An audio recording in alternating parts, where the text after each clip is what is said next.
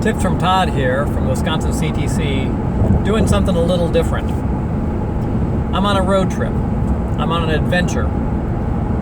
And I figure we'll try something different here, where I'll walk you through the process of putting together an SBIR, basically from the beginning to the end. So think of this as Tips from Todd, the movie. We'll go through all the things that I can remember and think of to describe how to put together an SBIR, what to do even before you think about getting together an SBIR, and all the little nuances that go into preparing and submitting something. I gotta tell you, this is totally unscripted though. I don't even have an outline, so I'm not sure what I'm going to talk about as I go through my little adventure here with you. And I don't know where it's going to take us. So we'll just sit back and relax, watch the cornfields go by, and as I think of things, I'll come back and I'll tell you about them. Hopefully we'll learn something together.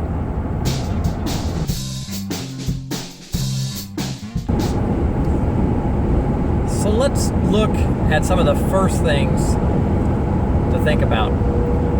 Remember, SBIR stands for Small Business Innovation Research, and they're grant money to allow small businesses to do that innovative research they need to do in order to hopefully eventually get a product out the door. So probably the first thing you have to think about is, well, what's the idea that you have? What's the final product? What problem you're solving? And what's the technology that you have to build in order to solve that problem? And pretty much as people talk to me, they usually have some kind of idea of a product that they want to produce. Sometimes they don't actually think so much about what problem they're trying to solve. Rather, they spend more time thinking about some kind of product.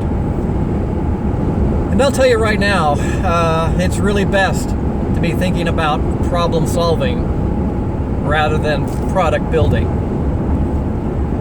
So always think about the problem that you are looking to solve for somebody else, your customer. If you don't have a problem that you can solve for your customer, there's no reason for them to buy from you. So that's probably the first thing you have to think about. Now, if you're not a company yet, you probably should consider whether or not you want to be a company. And if you do want to become a company, you might have to think about what kind of company that you need to build. There are various kinds of companies. It's common for our clients to start out as an LLC, limited liability corporation. They may form an S Corp or something else. Sometimes they're sole proprietorships. But with SBIRs, it doesn't really matter.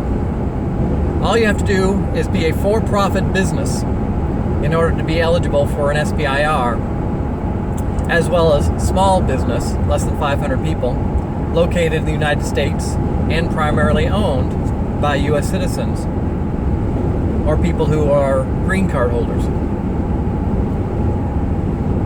It is common for people to start out as an LLC, and then later on, if they start to pursue venture capital, they realize that an LLC is not the best fit for them. Venture capitalists do not like to invest in LLCs. So you might have to look at another corporation structure that is better fit for venture capital, if that's the path you want to choose.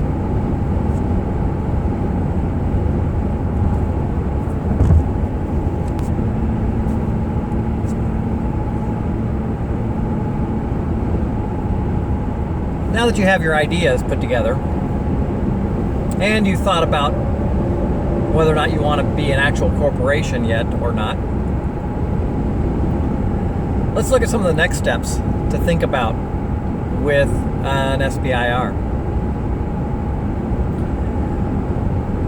Probably one of the most important things to get started with is, after you get your company founded and established, is to have your company registered with the federal government in order to be able to submit an SBIR. The different agencies that have SBIRs have different requirements for registrations, but there's some commonalities. You'll need to have an EIN number, and that's a tax number, so as a corporation you'll have that. You do need to have a DUNS number from Duns & Bradstreet. Typically people will already have that in place when they establish your company. If you don't, it's easy enough to go online and get a DUNS number. And then you have to get registered with grants.gov, System for Award Management, and then possibly other things, like, for example, the NIH requires you to be registered with ERA Commons. NSF requires you to be registered with Fastlane.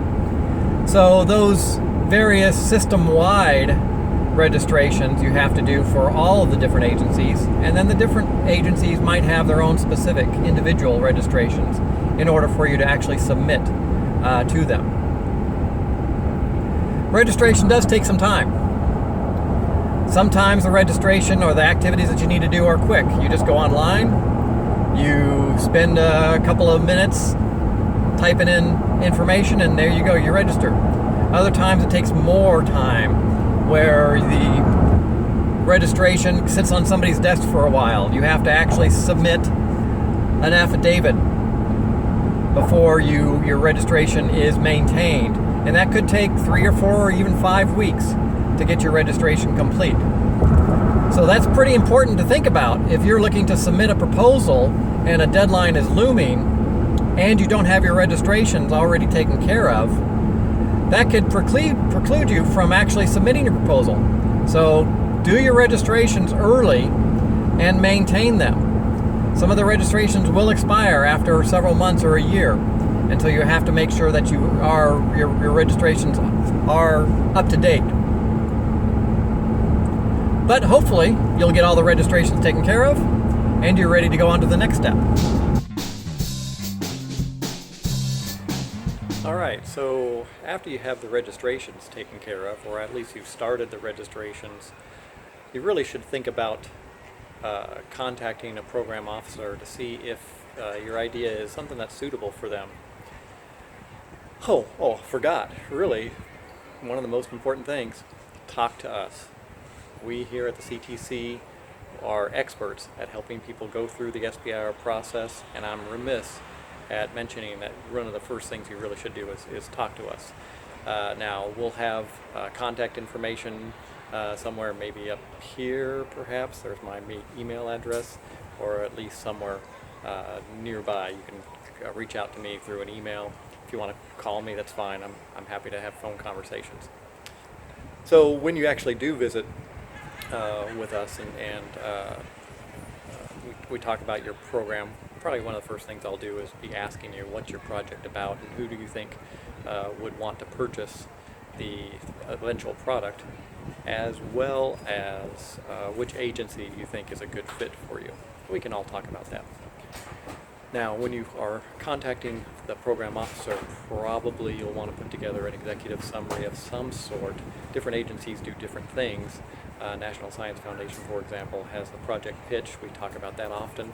But other agencies can use more or less a generic form that we just call the executive summary of your project. That will include specific aims, who your customer might be, and what problem you're looking to solve. All right, we'll meet again here in a few minutes.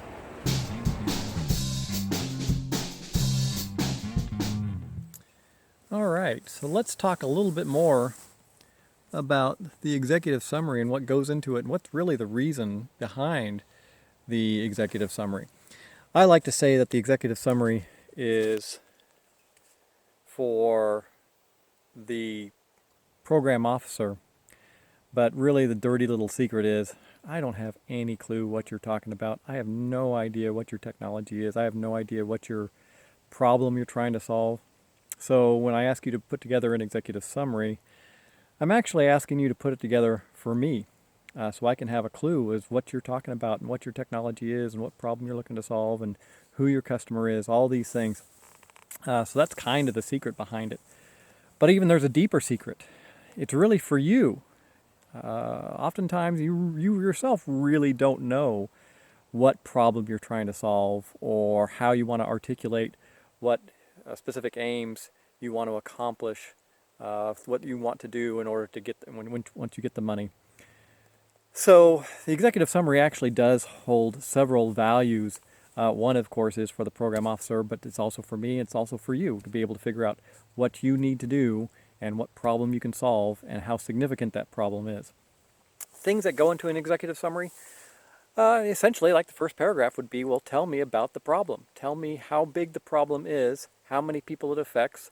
These would be things that could be affecting people's health, their livelihoods, how much money they lose in a particular venture, and so maybe you can, your technology is a way for them to stop losing so much money. Anything that is a significant problem could be a good fit for an SBIR. Now, once you have that first paragraph where you talk about the significant problem, we do want you to mention a little bit about what people are currently doing to solve that problem. Now, oftentimes we'll talk about competition. Now, there are competing products, and oftentimes people will tell me they don't have any competing products. Their product is the only one that's available. But I don't want you to think about competing products. I want you to think about competing strategies. What do people do now to solve the problem? Perhaps they make the solution themselves. Perhaps they don't do anything. They're just satisfied with what they're doing. It's not that big of a problem. They can just deal with it without any kind of product they have to buy.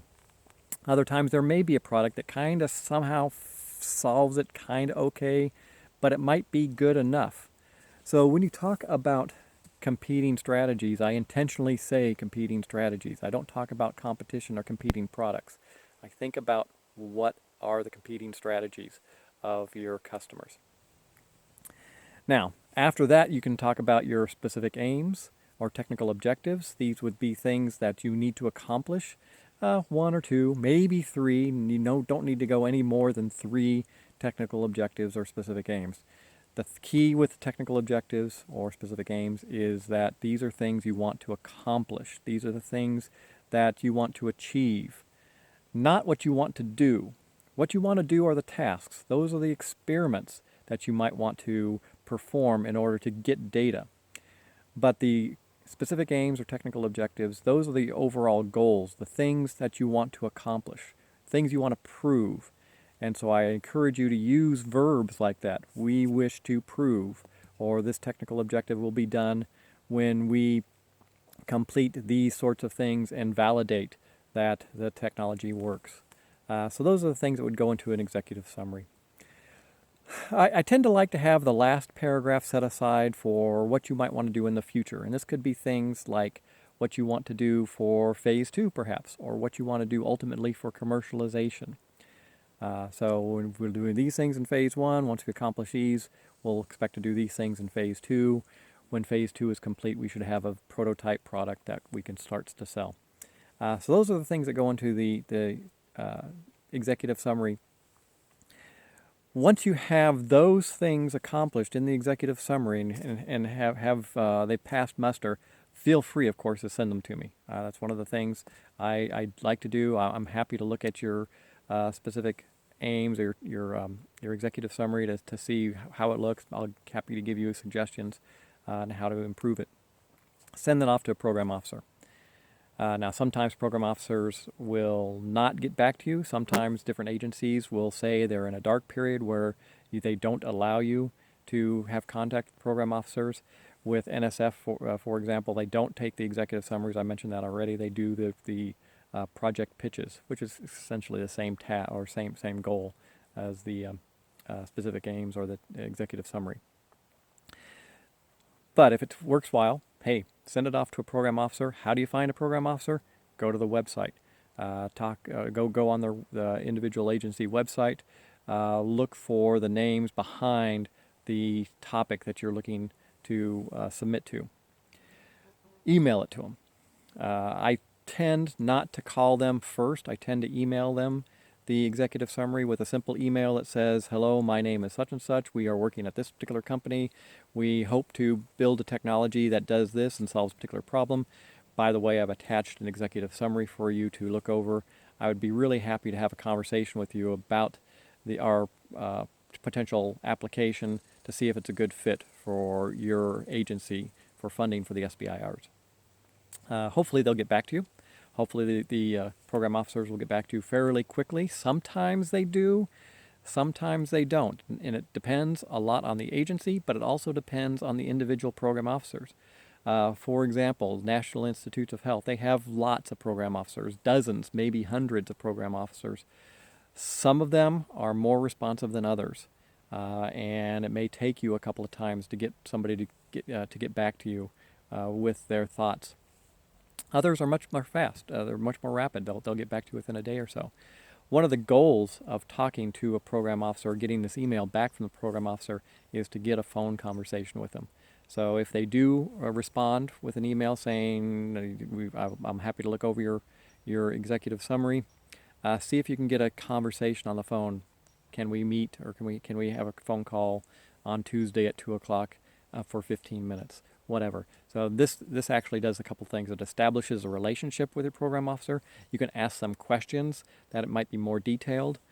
One of the other secrets of the contacting and talking to a program officer is I really think that when you have this relationship with a program officer, they tend to view your project a little bit more favorably.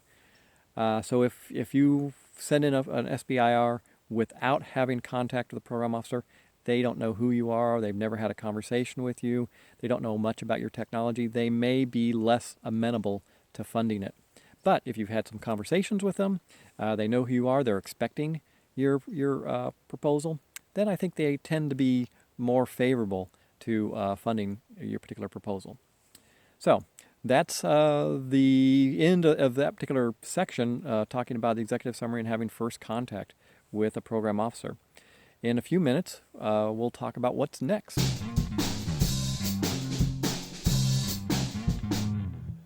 All right, so let's go on. So we've talked about the executive summary and what goes into it. We've talked about one of the main goals is to actually get a hold of the program officer and have some conversation with them. Let's actually start talking about the proposal and getting something together. First things first, man, gotta read the directions.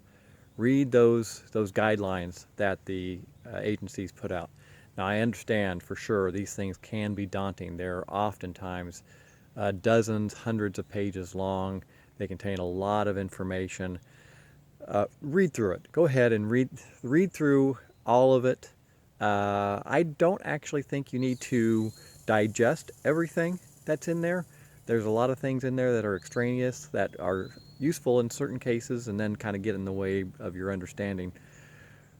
Always within those guidelines will be review criteria and specific directions on the things the agencies want you to actually include in your proposal. And that's really kind of some of the most important things to look over and make sure you do use and do know about. So look for those review criteria, the things that the agency is going to be scoring you on your proposal. That's really important. Spend a lot of time on those particular things when you're writing your proposal then.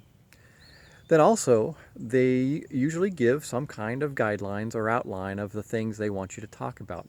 Now, different agencies will have different things. They'll have different formats. They'll require that margins are 1 inch in some type of typeface, that 10 characters or 12 characters per inch. Those things you absolutely do have to take care of and make sure you're correct with. By the way, those images that you use, the graphics and images, make sure those things are readable. Oftentimes I see that the text itself is in the correct size font, but the legends on the images are not.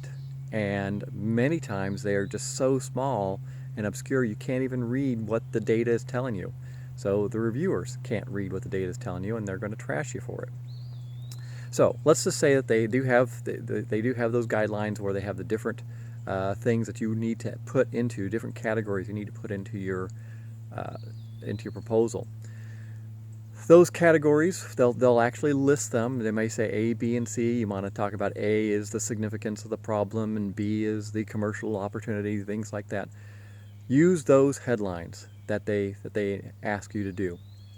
Typically, the agencies will have things that fall into three categories. The first one, they may have something that says that talks about what's the significance of the problem. Then the next thing is maybe background. They'll say something about tell us the background of your technology. And the third thing that's most common, it's really it's common for everyone, is the technical part of the proposal. These are scientific documents. As scientific documents, the technical part is the main part of your proposal. It should take up a majority of this page length.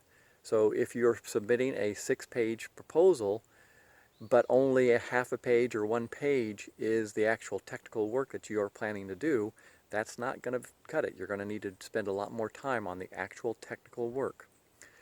We'll talk about those different categories here in just a little bit, about how to write those things, what goes in them. But one of the things that you might consider doing is splitting up the work. You might have one person write the topic about the significance. You might have another person talk about the background, and may have somebody else, one of the lead scientists, talk about the technical work that's going to be actually done. So that's some of the ways you can make this a little bit easier to be able to get together a proposal.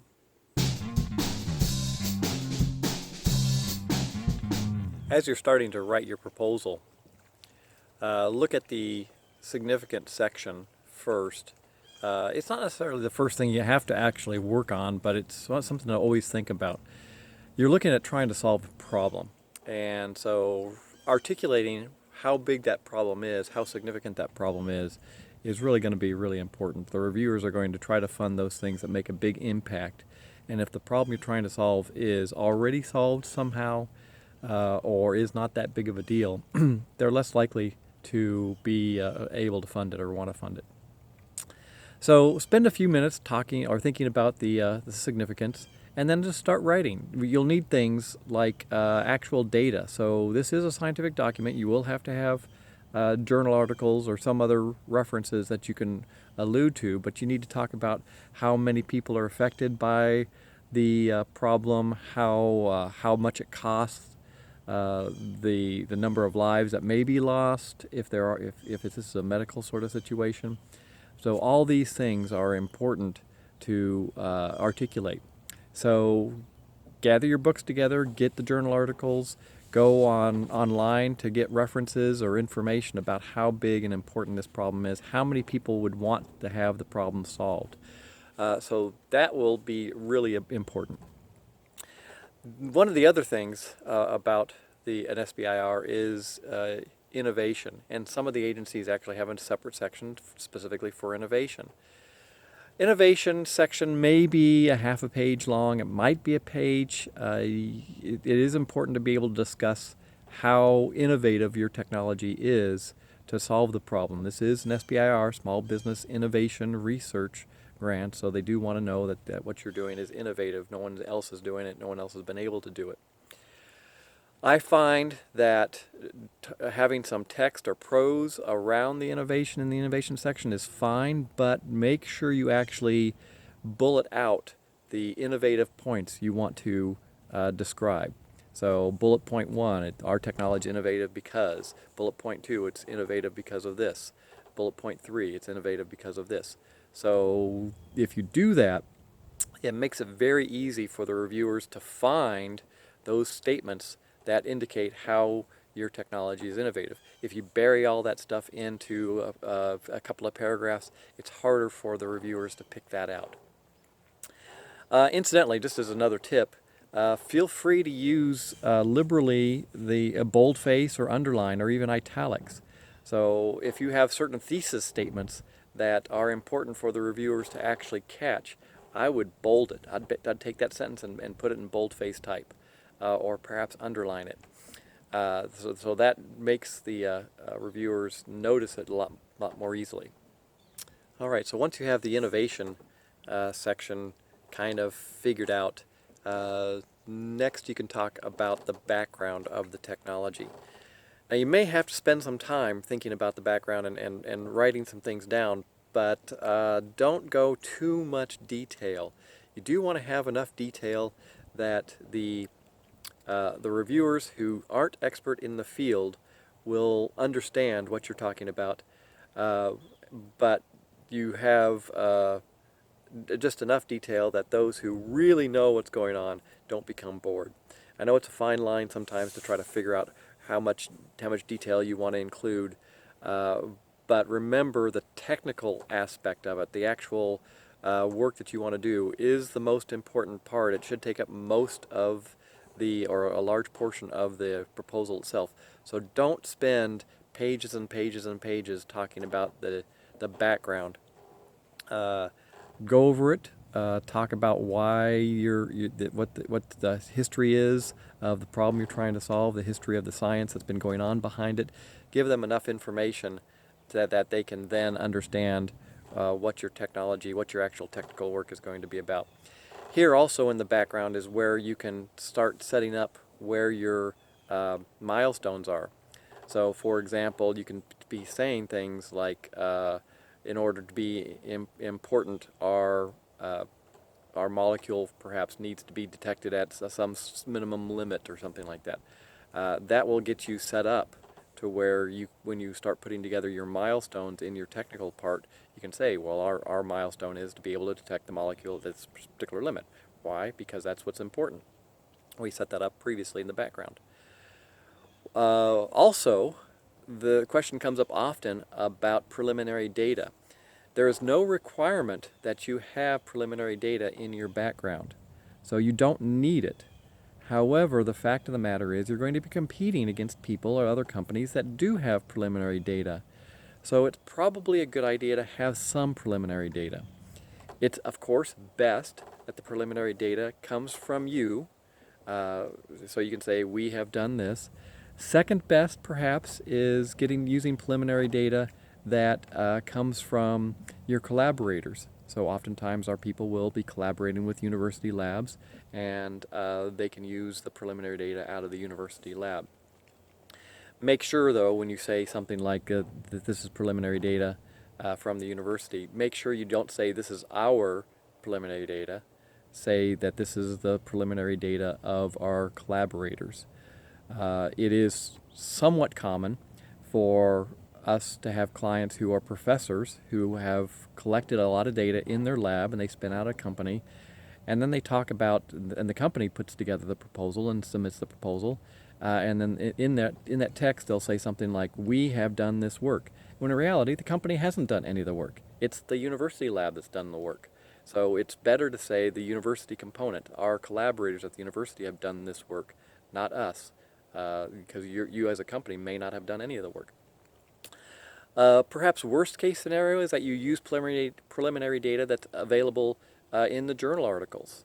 So you might be, you can cite that data as something that will indicate perhaps that you're pushing the envelope a little further will actually show feasibility. So that's something to think about when you're talking about the background.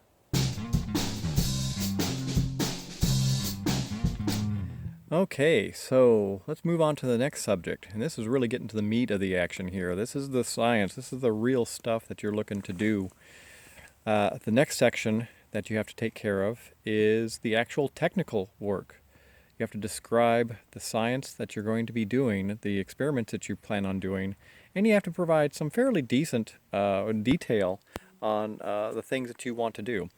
Now remember, the technical part relies on accomplishing your technical aims or your technical objectives.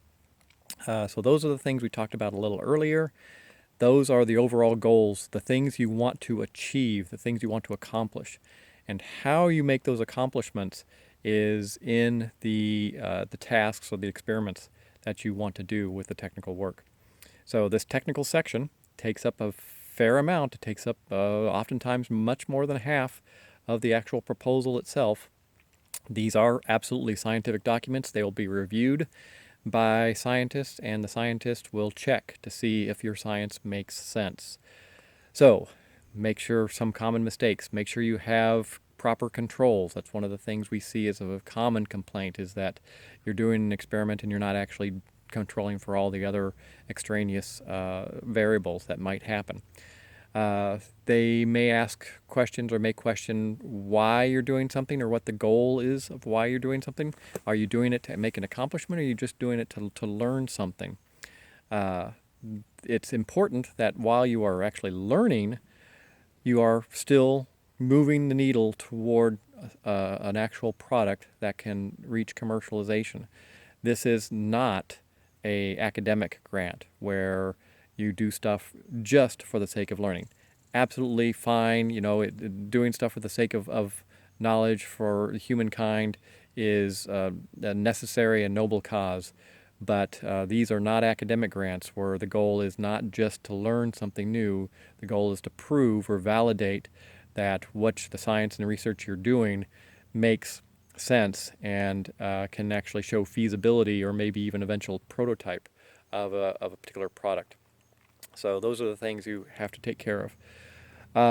If you need animal studies or need human studies, here's where you describe what you're going to do for the animal studies or the human studies. You'll have to justify how many animals you need to use or how many people you need to use. Why did you pick that number? It's not a bad idea to have somebody like a biostatistician on board on your team to be able to verify that the number of animals or the number of people you're doing makes sense and is actually significant, a significant and proper number of organisms to be studying. There is always a question about whether or not your aims need to be dependent on each other or independent of each other. It is best if the aims are independent of each other, such that if you fail at accomplishing aim number 1, you can still do aim number 2 or aim number 3. I recognize that this is just functionally, this is oftentimes difficult to do. Don't worry so much about it. One of my tips from Todd earlier has described some of this stuff. Don't really concern yourself too much with making the aims independent. It would be very nice if they could be independent, but it's kind of the fact of the matter. It's hard to do all the time. It's oftentimes you have to have aim 1 or aim 2 dependent on aim 1 and aim 3 dependent on aim 2. So that happens. Make sure, of course, that you have your references all in order. One of the things that we do see that is nice to have and probably should have is a section about pitfalls and alternative strategies. What do you plan on doing should your experiments fail to show feasibility? Should the animals not behave like you expected them to, or does the molecule not behave like you expected it to? What are you going to do in that case? So always have a section that you think about what could possibly go wrong, and then what could you do in case it goes wrong. The proper answer is not, we don't expect anything to go wrong, everything will work smoothly. That is not the best way to do it. You really need to go out and you have to kind of think about what could possibly go wrong. If this is in such a situation where nothing could go wrong, then there is very little technical risk. The whole point of SBIRs is to fund those technically risky ideas. If there's no risk of anything going wrong, then you don't need SBIR. You should be able to convince private investment that you've already shown feasibility and nothing could go wrong. And if you can convince them, then you don't need an SBIR. If you can't convince them, obviously they think that something could possibly go wrong, and you need to have a well thought out argument about what could possibly go wrong and then how you deal with those situations. What's your alternative strategies? So those are some of the things that go into the technical section of your proposal. This is one of the most important parts. It is the science behind it. Take care with it and make sure it all makes sense. Not a bad idea to have other people look at it and make sure that they understand the science as well.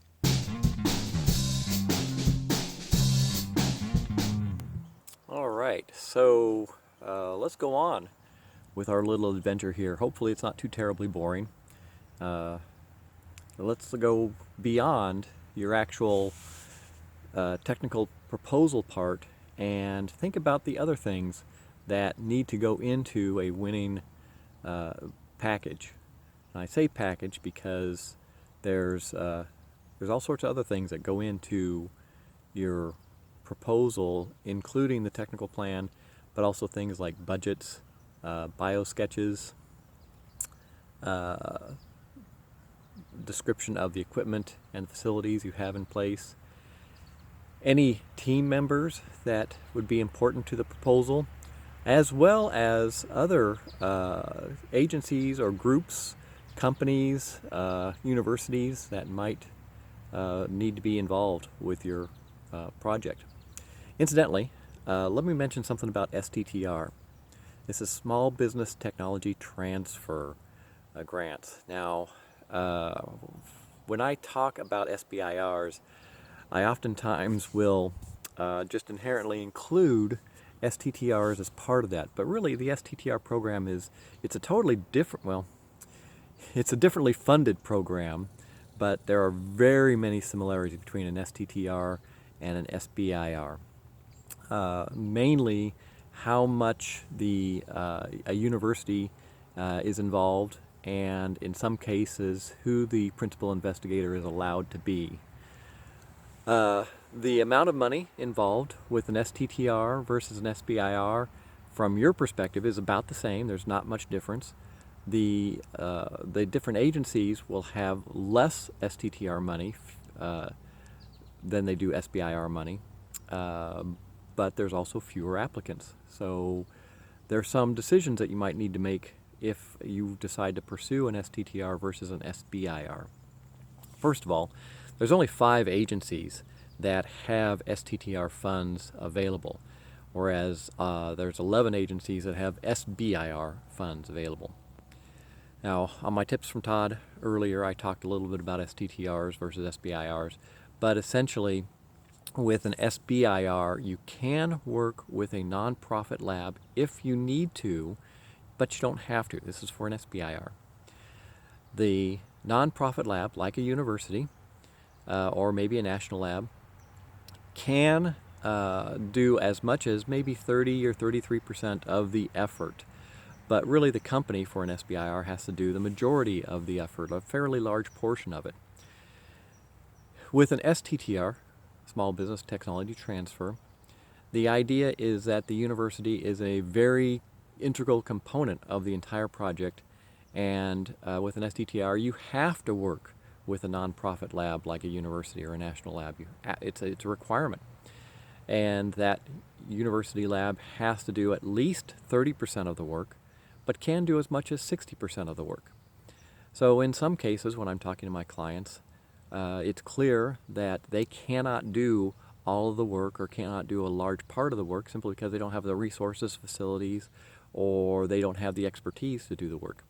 In this case, an STTR is probably a better fit for them, because then they can have the university component, a professor in his lab or her lab, do all the work or much of the work, 60% of the work.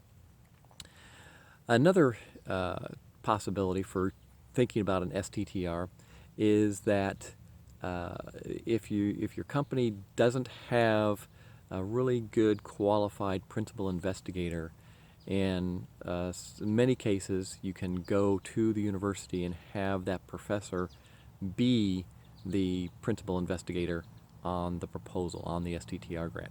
You can't do that with an SBIR. The SBIR, the principal investigator, has to be with the company, primarily employed by the company, and can't work full-time anywhere else, or in some cases can't work more than 19.6 hours somewhere else. So there's a second case why an STTR might be a better fit for you. If you do not have somebody on board who is a good qualified principal investigator, then an STTR in some cases will allow you to use the university person as the principal investigator. All right, well, let's look at the other things that might go into a proposal, things like biosketches and budgets, facilities, documents, things like that, letters of support or letters of commercial interest. We'll talk about those in just a little bit. All right, so let's talk about the people on the team and the biosketches that might go into your proposal. So in order to have a successful proposal, you really do need to have a winning team. You have to have the right skill to do the work. You have to have well-trained people who are experts in the field. And if you don't have those people, you need to get them, either hire them on, bring them on as consultants perhaps, or even collaborators. It is perfectly fine for you to work with other companies or other groups, like I mentioned earlier, universities, to flesh out those areas of expertise that you may not have in your company. So on the team, when you're putting together your proposal, you'll be required to have biosketches that describe the skill set of the team. So work on those. Sometimes agencies will have templates that you can use. NIH, for example, has some nice templates. Other agencies, smaller agencies, may not actually have templates, and all they do they take CVs. You can just put their CV in.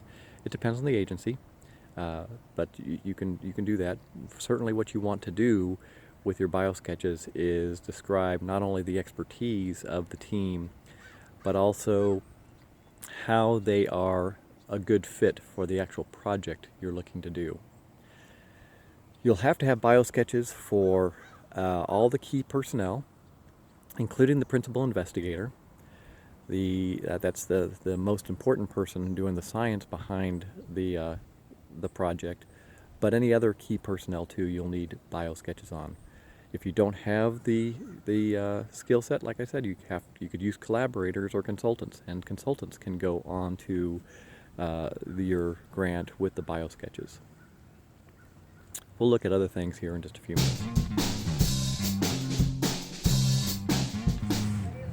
Okay, so next, let's talk about other things that go into a proposal after the actual technical plan. You need to deal with budgets. So you do need to have a budget that describes or at least lists the things that you plan on using the money for. Now, every agency has the limit of how much money they allow to be distributed for a particular grant. They do vary by agency. Some of the agencies are in the neighborhood of $250,000 or a little bit more for phase ones. Other agencies, it might only be $100,000.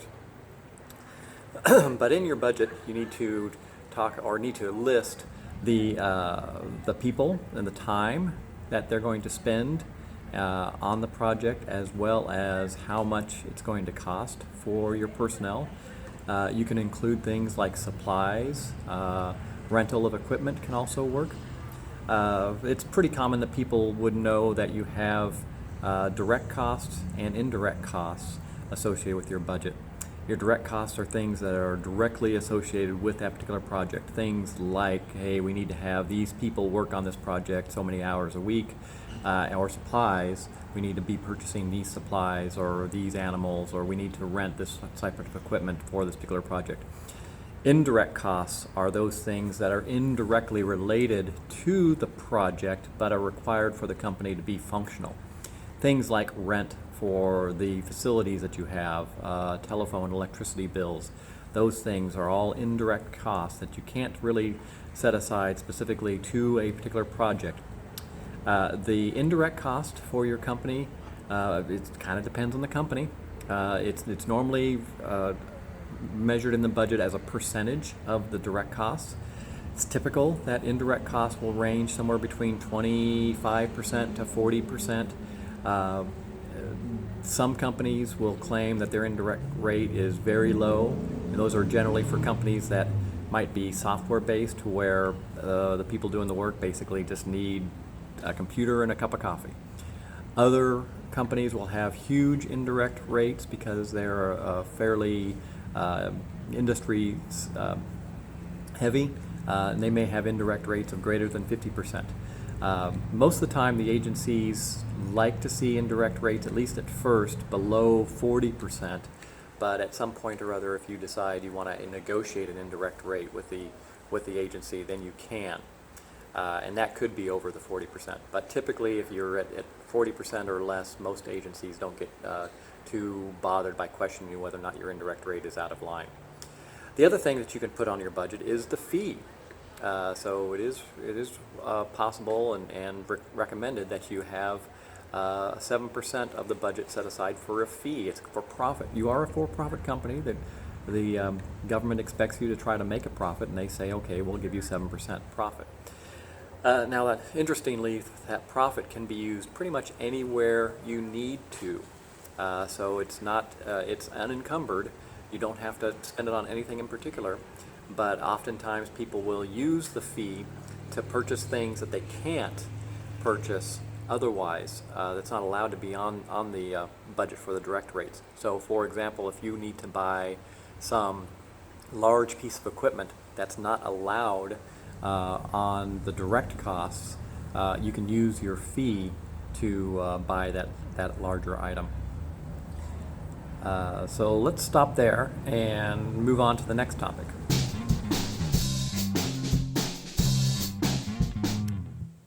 Okay, so we're moving along. We're getting kind of close to finishing up our little adventure on putting together an SBIR or an STTR and sending it in. One other thing to think about a little bit more now too is the getting letters of support or letters of commercial interest. So if you are collaborating with a group of people, either a university or a lab or even a different company, you will have to have a letter of support from them indicating that they do agree to do the work that's put out for them to do for the budget that they agree on. If you have consultants in place, for sure you'll need to have letters of support from them indicating that they are willing to do the work as a consultant for the agreed upon price. We do recommend that you get letters of commercial interest as well. This is a letter that could be from a potential customer. The larger the customer, the better, where they indicate that they have at least some passing interest in your eventual product. Now, we recognize, of course, that you can't get a letter that says we will definitely buy your product when it's available, but you can try to get letters that indicate they have some kind of interest in your technology and some interest in talking to you should the product become available. So these are things that will show the reviewers that if they do fund you, there is a high chance that you will actually have a customer on the line to be able to purchase the product that solves the problem. So those are some things that you should think about as far as letters. You can get letters of support in the sense that people might say this is really great science and you're a really great scientist. Those are okay, but not nearly as important in an SBIR as they might be with, say, an academic grant. Really, the commercial, or the letters of commercial interest are much more important and much more impactful for the reviewers to look at.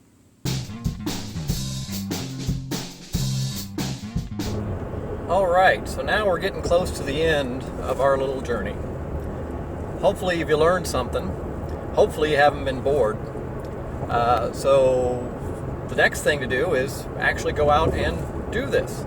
So one of the things I really want to do is convince you and encourage you to prepare a proposal that will hopefully get you funded from one of the agencies for either an SBIR or an STTR. It may seem daunting at first, but that's what we're here for. We're here to help you out, to try to get over that activation energy and get you to really go ahead and prepare something. Just do it. So again, somewhere here, I hope, is my contact information. Absolutely feel free to send me an email. We have our website available too, probably here somewhere. But that's all I have for you. I've enjoyed my little adventure out here. Hope you have. Hope you've learned something. And I look forward to hearing from you. This is Tips from Todd, the movie. Oh, for all your SBIR needs.